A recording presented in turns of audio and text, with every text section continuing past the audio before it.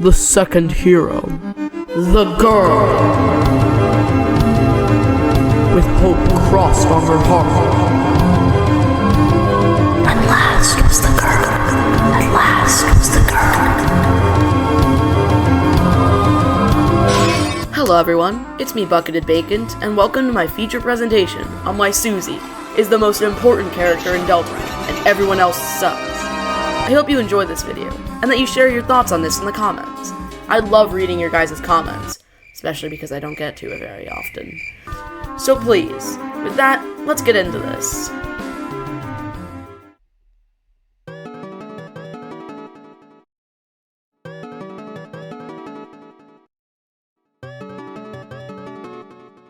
Now, the Angel is a very contested point of interest surrounding Deltarune, with candidates like Noelle and W.D. Gaster, but the main one I've seen a lot is the player, the Soul. So why the hell do I think it's this guy? Well, we have to refer to the Prophecy and Undertale for that. The Prophecy describes the Angel's heaven as something that the heroes need to banish, similarly to the Roaring, and that after being banished, it will meet with its desire. Not much to go off of. But Undertale's interpretation of the Deltarune gives us a new way to look at it. The Angel here is said to be the one to free all the monsters, whether through breaking through the barrier and freeing them from the underground, or killing them all and freeing them from the earth. Interesting. This sets up the Angel as a being with a lot of interpretation needed to understand what it is. Let's circle back to the Angel's heaven now. We do not know anything about it or what it entails, as far as I know. So, like the rest of the Angel, it must be something open to interpretation. Okay, that's all well and good, but how do I interpret it as Susie? Well, what if we take it literally? The Angel's heaven. The heaven of the Angel.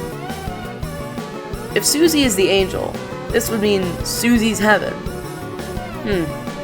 Considering Susie's entire character arc around the concept of escapism, culminating in Chapter 5 where we learn that Susie lives at Castletown, her heaven is the escape from her broken home life, where we see Susie talking about how she'd never seen that kind of money when Noelle gives her a roll of $100 bills in the weird route. Now, that's probably not enough evidence for you. So what about the banishment prophecy? It reads, "Banished, the angel will meet with its desire." First, just to get it out of the way, the reason it still says "it's" is because it keeps it under interpretation, as the angel is supposed to be.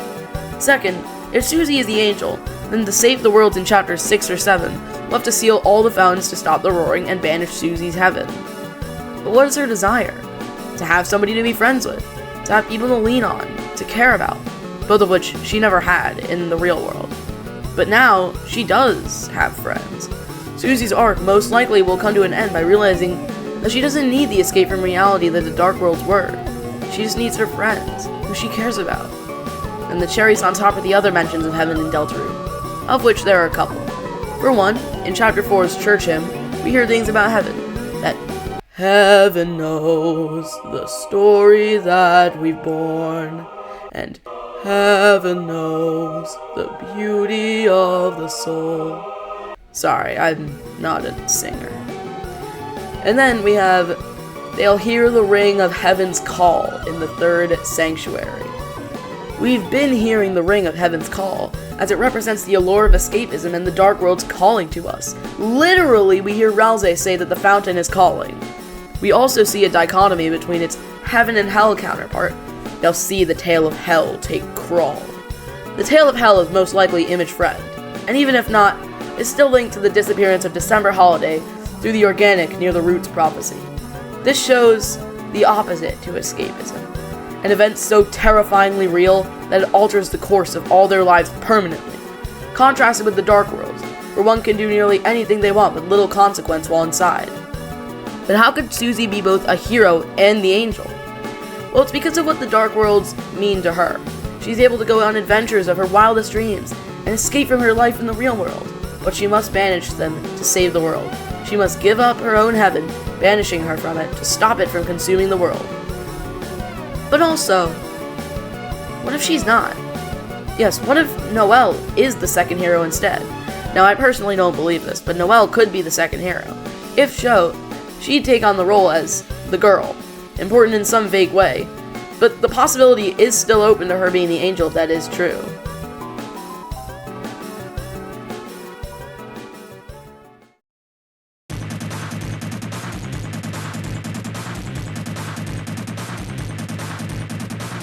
Now, before we get to that, let's talk about two theories that you must understand to understand this part. The first is Azrael Night, stating that Azrael is the roaring knight we face in chapters 1 through 5. I won't go too deep into it here, but his motive would be to bring back Des. We see him be extremely caring towards Toriel and Chris, has the same mannerisms as Chris, and is the only one with an excuse to be absent from hometown during the events of Deltarune. The second theory is that the prophecy repeats over and over again, picking new heroes and even a new knight. So, the knight is chosen over and over again, and our current knight is Azrael. We're going to assume all of that for this part of the theory. So how can I prove that Susie is the next roaring knight in the cycle? Well, Azrael's motive is that he wants to revive Des, his lover and someone who he's extremely close with. Now, can you name one other character who we see loses someone and may try to save them or try to get them back after? That's right, Susie in the Weird Route. In the Weird Route, Chris and Noelle drink all the water and drown themselves in the lake, all in search of freedom. It's safe to assume that they may never return to hometown and be presumed dead or missing. Just like Des. And if Azrael is the knight, his motive would be to recover and revive his lover.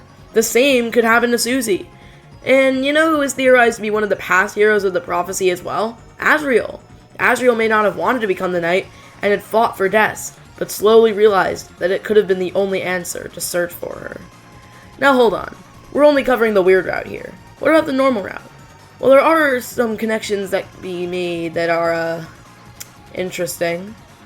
And so with that, let's go back to 2022 with this question. Remember the Spamton sweepstakes? And remember Cat Pedders? Cat Pedders, ah yes, the game that Noelle used to play, with the cat lowered your points, referencing, friend, the pointed tail. But, what about this? We learned of a user named Mew Mew Queen on Noelle's blog. Could this be referencing the ghost Lightner inhabiting Pink's body? Speaking of Pink, what was that new dialogue again? Okay. What about some silly Doink dialogue? Yeah, the perfect something to distract us all from this heavy weird route lord. God damn it! Image friend. Device friend. The Tail of Hell. If the mention of the Tail of Hell earlier, the mysterious being tied to Des' disappearance, symbolized the other side of the dichotomy between too fake and too real. And we're getting prophecies and connections about its appearance, and it's all leading to Noelle, then doesn't the evidence point towards something happening between the Tail of Hell and Noelle? And wait, what about Chris? Oh.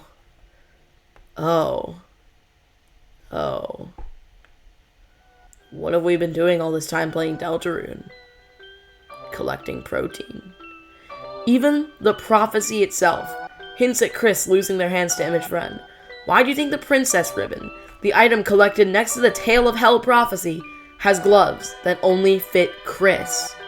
One way or another, I theorize that Chris and Noelle will be hurt by the Tail of Hell, and Susie will try to help them by any means necessary. So, in conclusion, Susie is the angel and the future knight. She's the angel, as the angel's heaven could represent the concept of escapism being sealed off from Susie.